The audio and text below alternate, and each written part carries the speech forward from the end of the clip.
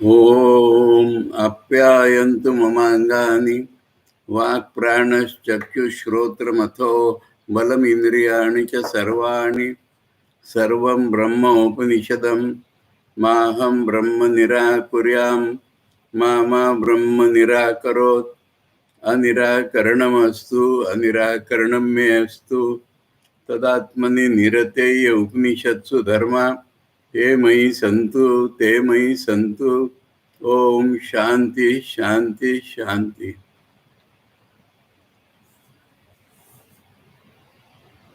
छांदोग्य उपनिषद हम लोग पढ़ रहे हैं, अष्टम खंड उसका पढ़ रहे हैं और मैंने अष्टम अध्याय, और मैंने शुरू में ये बता दिया था कि अष्टम अध्याय के हम दो भागों की कल्पना कर सकते हैं।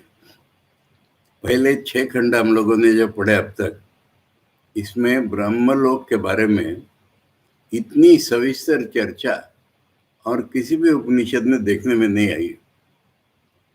ब्रह्मलोक का अनुभव कैसा होता है, किस तरह उसमें जाते हैं, कौन उसमें जाते हैं, जाने का रास्ता क्या है, इतना सविस्तर चर्चा और कहीं नहीं सुनी। वो भाग जो है पूरा हो गया। अब जो बचे हुए 9 खंड हैं, इसमें फिर से हम वापिस निर्गुण ब्रह्म विद्या पर आ रहे हैं। निर्गुण सगुण ब्रह्म, ब्रह्म का स्वरूप और उसकी उपलब्धि के लिए आवश्यकताएं, जैसे बार बार मैं कहता जा रहा हूं कि वेदांत किसी फिलोसॉफी दर्शन शास्त्र का नाम नहीं है। वेद माने सूक्ष्म अनुभव, देवता ज्ञान, वेदांत माने ब्रह्म का अनुभव। ब्रह्म ही मेरी आत्मा है, ब्रह्म ही मेरा स्वरूप है, मेरा स्वरूप और ब्रह्म अलग अलग नहीं है, इसका अनुभव करना, इसका नाम वेदांत है। सदानंद यति ने वेदांत सार पुस्तक में ये बता दिया। तो इसलिए ये जो वेदांत है हमारे सामने, वो अब 6ठे और 7वें अध्याय में है। और जैसे मैंने बताया कि इसके मेरे प्रवचन उपलब्ध हैं, इसलिए मैंने नहीं किया। और 8वें अध्याय में भी है, अपने ढंग से, कितने ही ढंग से। 6ठे अध्याय में हमने अरुणी श्वेतकेतु देखेंगे, 7वें में नारद सनत कुमार देखेंगे, भिन्न भिन्न ढंग से। यहाँ पर जो है प्रजापति और इंद्र और विरोचन, ये चरित्र है। इसमें चरित्र का गठन ही वेदांत का मुख्य उद्देश्य है। तो देखिए, हम लोग अब 7वां खंड शुरू करते हैं।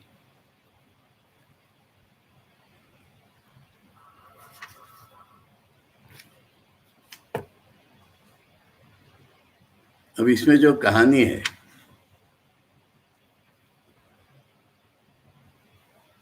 प्रजापति, इंद्र और विरोचन, ये 3 चरित्र इस कहानी में हैं। उसके पहले आचार्य हमें इसका संबंध बता रहे हैं, और उसमें अब तक क्या पढ़ा ये भी बताएंगे, रिवाइज कर देंगे, और अब नया क्या है ये भी बताएंगे। तो कह रहे हैं अथ, अथ माने नया सब्जेक्ट आ रहा है। अथ यह एष संप्रसादो। संप्रसाद किसको कहा था? जीव को, आत्मा को। जीव जो है वो अगर ज्ञान है तो, नहीं है तो, गहरी नींद में जब जाता है अपने स्वरूप में होता है। अगर ज्ञान है उसको, तो उस समय वो स्वर्ग का अनुभव कर रहा है। ज्ञान न होते हुए भी उतना आनंद, उतनी शांति हमारे जीवन में अन्यत्र नहीं होती, इतनी वो वहाँ उपलब्ध करता है। इसलिए उसी का नाम हो गया संप्रसाद। संप्रसाद माने चित्त की शांत आनंदित अवस्था। अब संप्रसाद माने अवस्था, किंतु संप्रसाद नाम हो गया उस जीव का, उस आत्मा का, क्योंकि उसको वो अवस्था प्राप्त होती है। अब हमारा सवाल है कि वो है कौन, उसका स्वरूप क्या है, ये हमने अभी तक नहीं जाना। उसको मैं ब्रह्म हूं इस प्रकार का अनुभव होता है तब वो ब्रह्मलोक में जाता है, पर जिसको अनुभव होता है उसका स्वरूप है क्या? उसका स्वरूप जो है वही निर्गुण ब्रह्म है, ये यहाँ बताना है।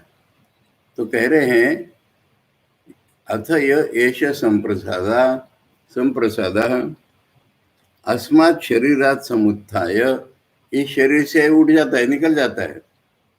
परम ज्योतिर उपसंपद्य, परम ज्योति यानी चैतन्य, ये उसका स्वरूप है, उसको वो पा लेता है।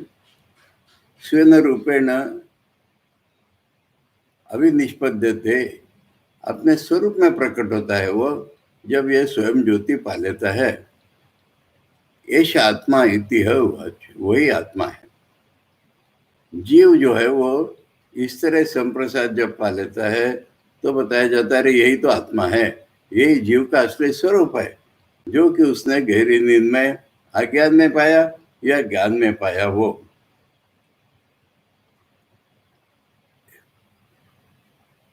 इति उवाच एतद् अमृतम एतद् अभयम एतद् ब्रह्म इति उक्तम, यही अमृत है क्योंकि ये मरेगा नहीं कभी,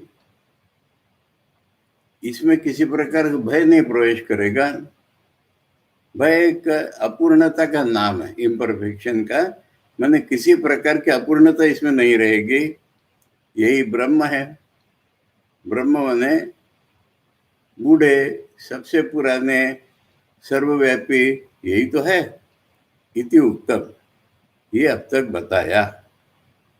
अब तक इस जिसको दहर विद्या से शुरू किया था उसमें ये बताया कि ये जो जीव है, जो संप्रसाद कहलाता है, वह इस शरीर से उठ करके स्वयं ज्योति रूप अपने रूप को पा लेता है। वही आत्मा है, वही अमृत है, वही अभय, वही ब्रह्म है। तत्र को असो संप्रसादा, ये है कौन?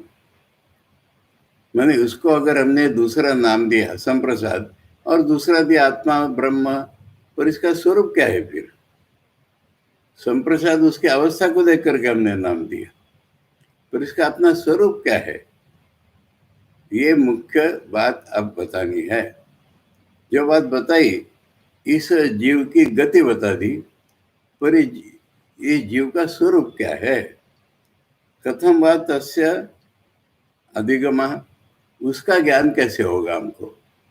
हमें अपने स्वरूप का ज्ञान नहीं है। हम अपने स्वरूप को एक खिचड़ी सी मिक्स करके बना के बैठे हुए हैं। हमें अपना स्वरूप का ज्ञान नहीं है, तो वो ज्ञान कैसे होता है? उसका स्वरूप क्या है? हमारा अपना स्वरूप क्या है? उसका ज्ञान हमको कैसे होगा? यथा सो अस्मात् शरीरात् समुत्थाय परम ज्योतिरुपसंपद्य स्वेन रूपेण अभिनिष्पद्यते, ये न स्वरूपेण अभिनिष्पद्यते स किम लक्षण आत्मा। ये नहीं बोला कि ये आत्मा है। ठीक है, तो बताओ आत्मा का स्वरूप क्या है? इस शरीर से जब वो ऊपर उठ जाता है तब वो अपने स्वरूप में आ जाता है। उसको आत्मा कहा है आपने, तो आत्मा का स्वरूप क्या है? ये जीव का स्वरूप क्या है, इसका ज्ञान कैसे होगा? और इसको अपने आत्मा कह दिया, तो आत्मा का स्वरूप क्या है? ये न स्वरूपेण अभिनिष्पद्यते, अपने स्वरूप में आ जाता है वो आत्मा नाम से। ये कहा आपने, तो आत्मा का स्वरूप क्या है? संप्रकाशस्य च देह संबंधीनि रूपाणि ततो यद अन्यत् कथम स्वरूपमिति एते अर्था वक्तव्या। यानी ये शरीर में रहता है, पर शरीर को छोड़ करके अपना स्वरूप प्राप्त करता है, आपने कहा।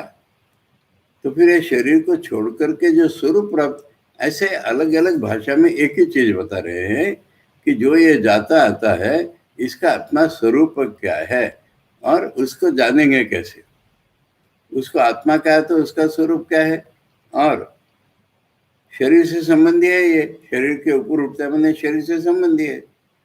परंतु शरीर को छोड़ करके जब स्वरूप में आ जाता है, कहा आपने, तो उसका क्या स्वरूप है? एते अर्था, ये सारी चीजें वक्तव्य इति उत्तरो ग्रंथ आरभ्य थे। इसलिए अब इसके बाद जो है वो 9 खंड, ये इसके लिए है कि हमें अपना स्वरूप का अधिगम हो जाए। ये इसमें आचार्य ने बताया कि जिसके बारे में ब्रह्मलोक में जाता है बताया, उसका अपना स्वरूप क्या है और उसको कैसे जाना जाता है।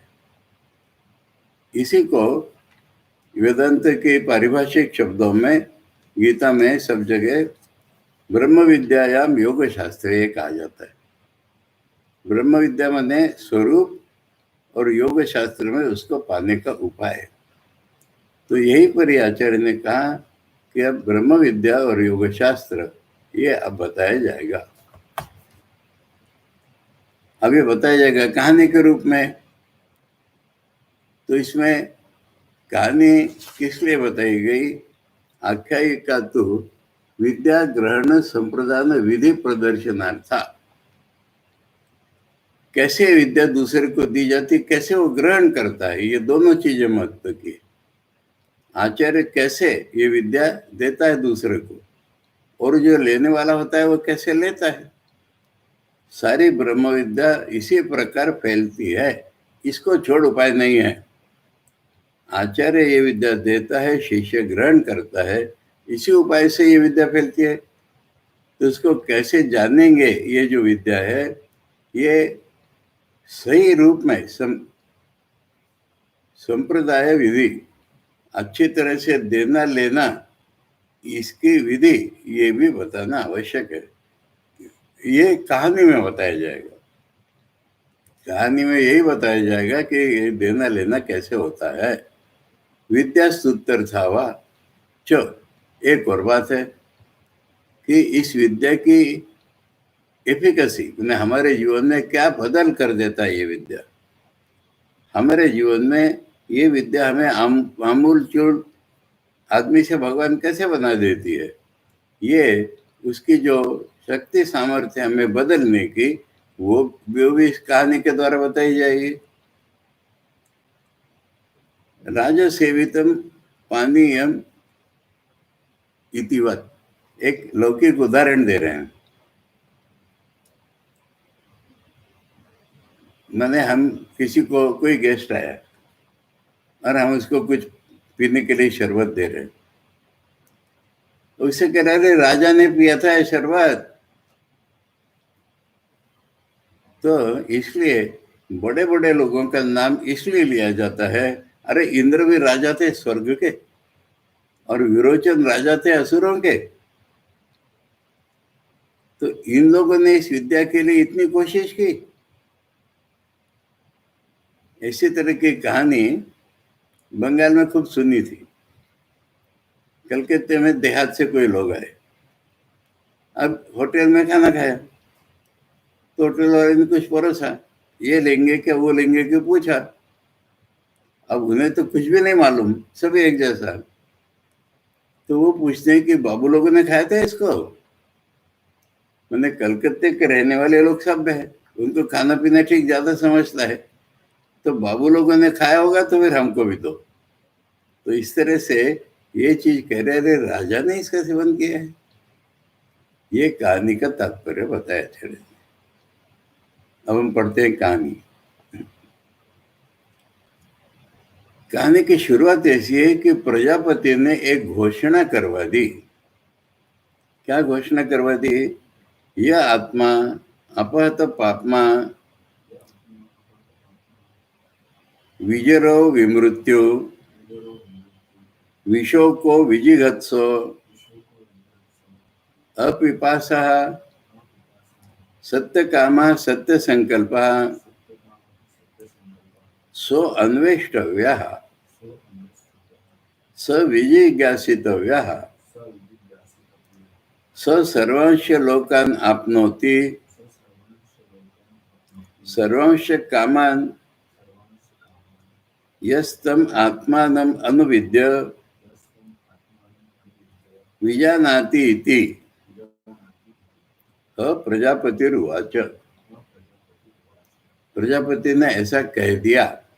क्या कह दिया?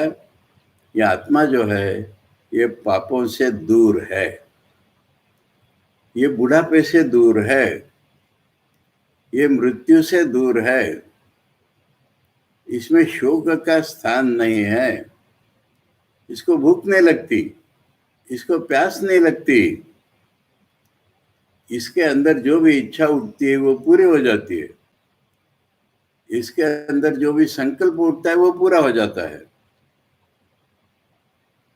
उसको ढूंढना पड़ेगा, उसको ढूंढना चाहिए और उसका अनुभव से ज्ञान करना चाहिए। उसको ढूंढना चाहिए और उसका अनुभव से ज्ञान कर लेना चाहिए। क्या होता है जो ऐसा कर लेता है उसका? स माने साधक, जिसने ऐसा कर लिया वो क्या होता है? सारे लोग उसको प्राप्त हो जाते हैं, उसकी सारी इच्छाएं पूरी हो जाती है।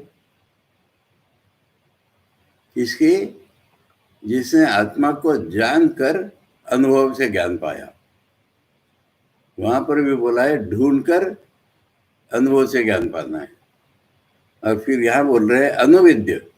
अनु माने पीछे से, पीछे से माने शास्त्र और आचार्य ने जैसे बताया वैसे स्वरूप को ग्रहण कर लेना है, धारणा कर लेनी है, बुद्धि द्वारा बोलो जो भी बोलो, धारणा कर लेनी है और अनुभव से जान लेना है। विजानाति, जो ऐसा कर लेता है ना उसको ऐसा पा जाता है।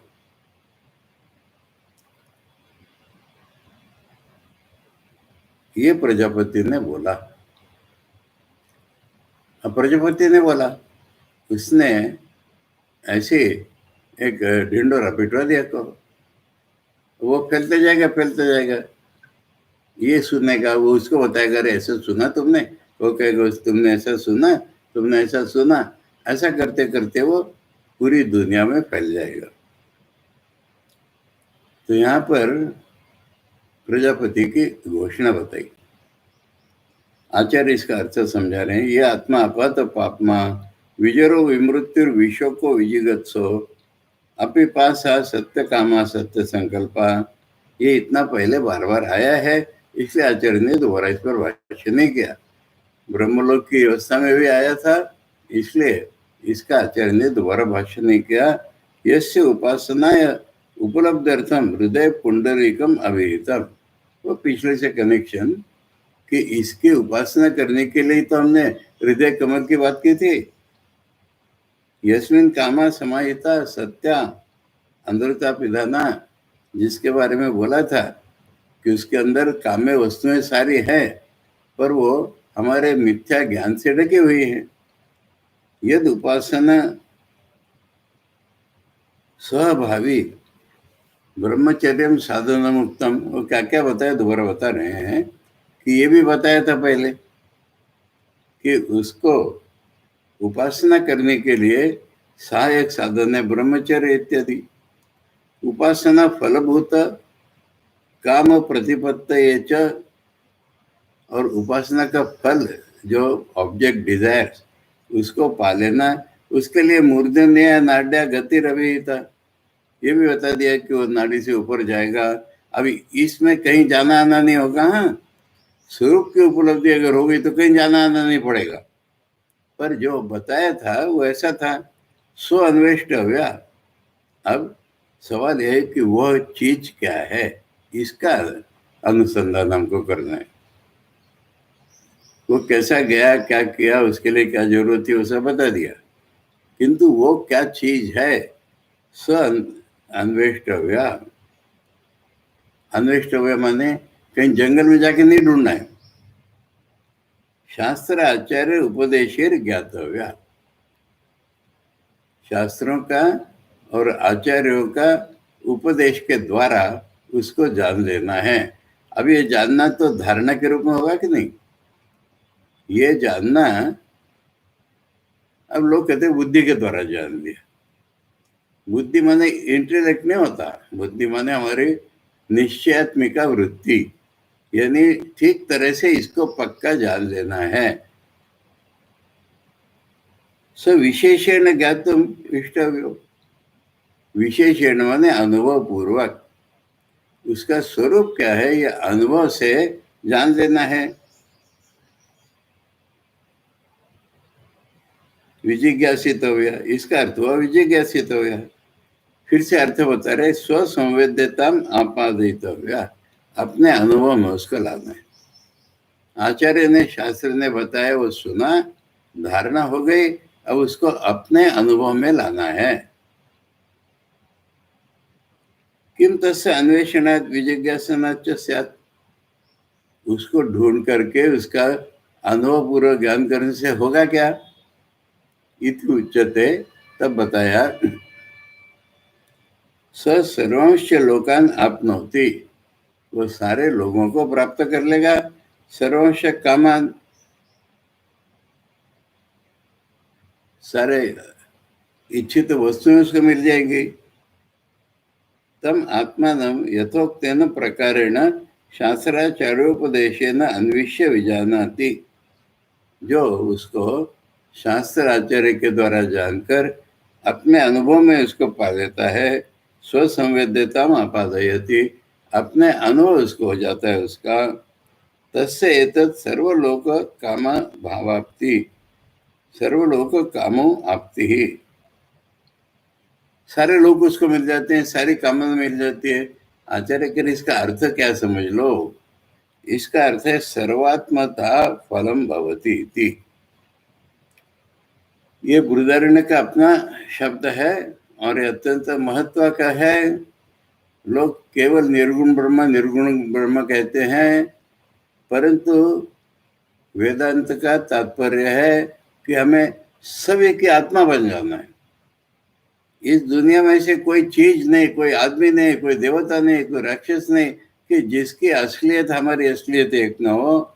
हमें सबकी असलियत बन जाना है, हमें सबकी आत्मा बन जाना है, हमें सब कुछ बन जाना है। इसलिए तो हमने सब कुछ पा लिया। जब सब कुछ हमारा स्वरूप ही हो गया तो हमने सब कुछ पा लिया। तो सब कुछ पा लेने का अर्थ ऐसा नहीं है कि ऐसे एक ऑब्जेक्ट पाए, वो ऑब्जेक्ट पाए, ऑब्जेक्ट पाए, ऐसा पाया। विषय सेवन इसका अर्थ नहीं होता है। इसका सेवन होता है कि हम ही तो सारी दुनिया है, पर हमें पता नहीं है। जब हमें ये अनुभव के ज्ञान हो जाएगा कि हम ही तो सारी दुनिया है, ये फल है उसका। उसको ये जो चेष्टा करनी है, हमने चेष्टा करनी है कि प्रयास करना है कि हमको आचार्य के पास जाकर के शास्त्र की बात सुनना है और धारण करके उसको अपने अनुभव में बदलना है। इसके लिए हमको महान कोशिश करनी पड़ेगी, इंद्र और विरोचन जैसे लोगों ने की। और उसके बाद हम सर्वात्म भाव पालेंगे, सब कुछ हम ही है, यह अनुभव हो जाएगा। किल प्रजापति रुवाच, माने ये इतिहास है, ये फैक्ट है, ऐसा हुआ है। क्या हुआ है कि ये प्रजापति ने बोला।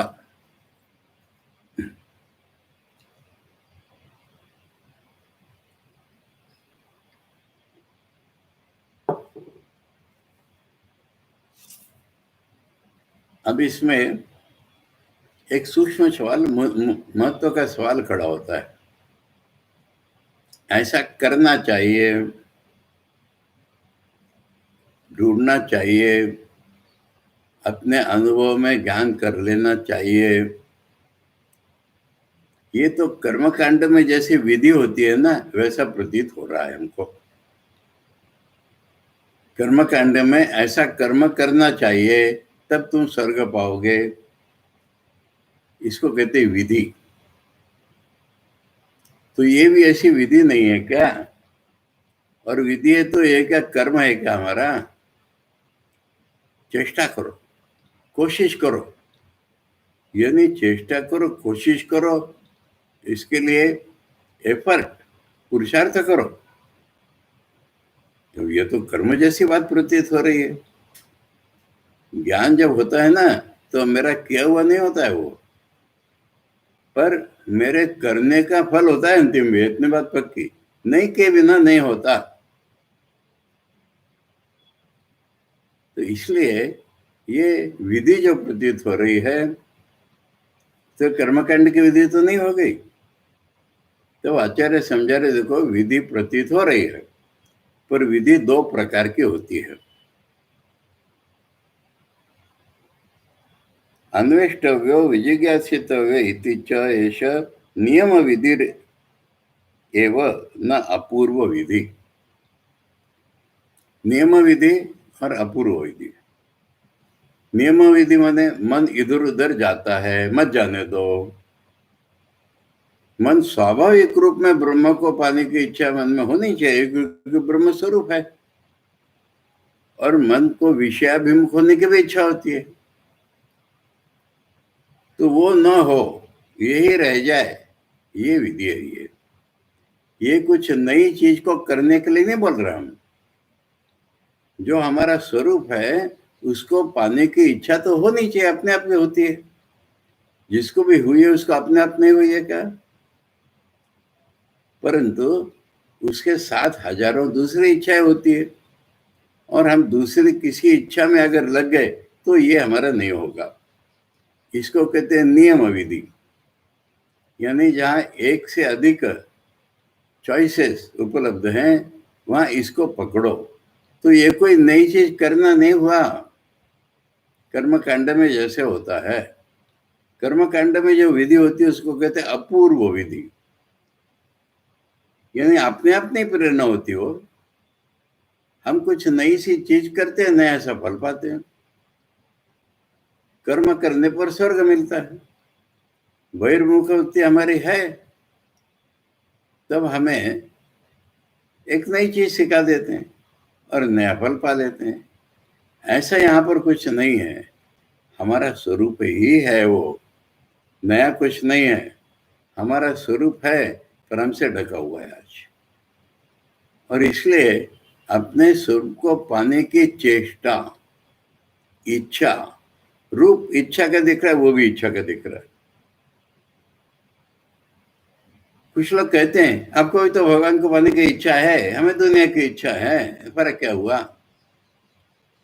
फर्क यह हुआ कि दुनिया की इच्छा माने विषय विषय बोध की इच्छा, भोग की इच्छा, और भगवान को पाने की इच्छा माने विषय विषय बोध मिटाने की इच्छा। नाम इच्छा हुआ पर चीज एक दूसरे से बिल्कुल विरुद्ध है। इसलिए शब्द के ऊपर नहीं जाना है।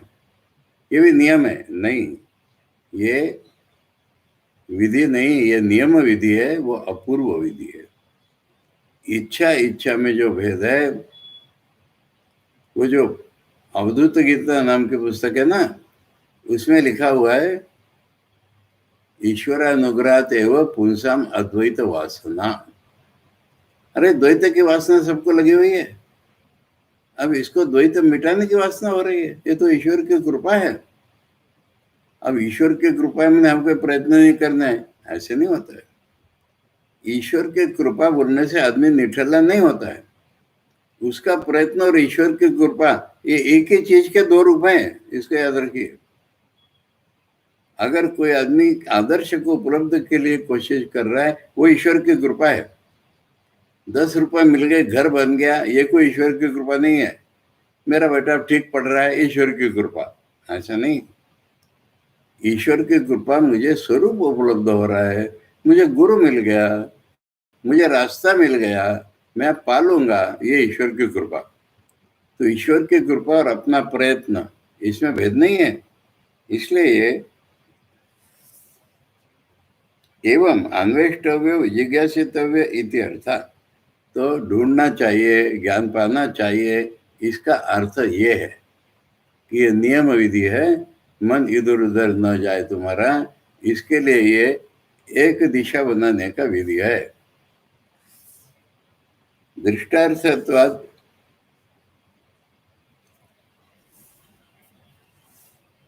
अन्य ऐषणा विजयासनयो।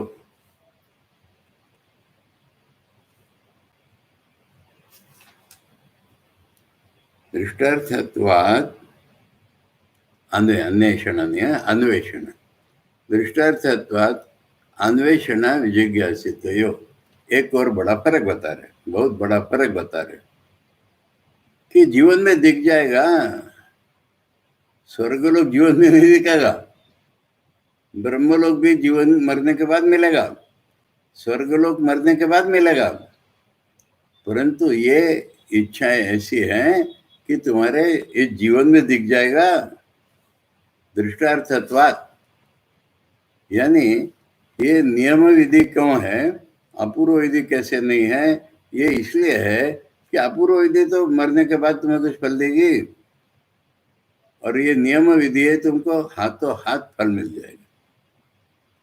कितनी बड़ी चीज है ये। पाश्चात्य लोग कहते हैं कि इंडिया जो है ना, वो परकाल की ओर नजर लगाए हुए रहते। परकाल की ओर नजर लगाना, फल भोग चीज अलग हो गई। हमें इसी जीवन में अपने आप को बदल लेना है। इसलिए ये दृष्ट फल होने के कारण ये नियम विधि है।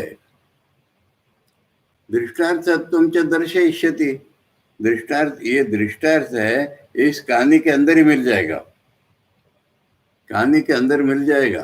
दर्शयिष्यति, दिखा देंगे। नाम अत्र भोग्यम पश्यामि इति अनेन असकृत। उस कहानी में ऐसा आएगा कि प्रजापति कुछ सिखा देंगे, विरोचन समझ नहीं पाएगा, उल्टा समझ लेगा। इंद्र भी पहले कुछ अलग समझ लेगा, वो सोचेगा मैं घर चला जाऊं, पर घर जाते जाते उसको लगेगा अरे ये तो कुछ आनंद की चीज नहीं हुई है, ये तो कुछ आनंद की चीज नहीं हुई। इसलिए वो वापिस आके कहता है गुरुजी आपने